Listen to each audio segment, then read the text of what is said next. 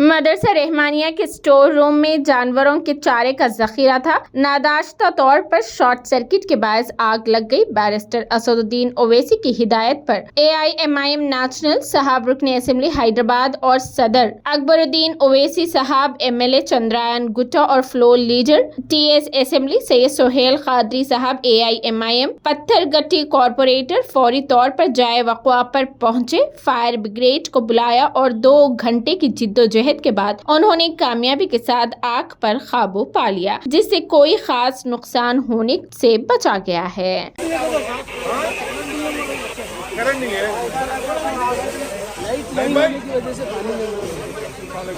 पानी अपने को मिलता है उधर,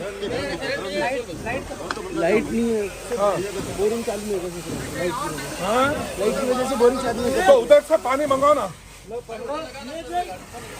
हाँ, ऊपर लगाते भाई, पानी होना है।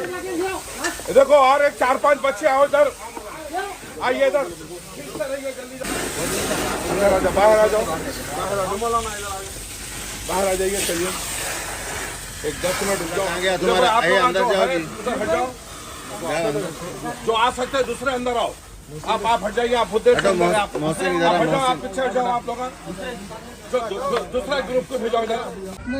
अरे निकालो भाई, आग बुझा रहे हो, क्या करना है, क्या करना है, निकालो। खुदा ना खास्ता बढ़ गया तो जाके बोले गाड़ी होना जरूरी है। बोलो टीना खोल दिया, ऊपर से भी भेज सकते हो। सब बोले बोलो बता सकते हैं, पॉसिबल है, आप करा सकते हैं।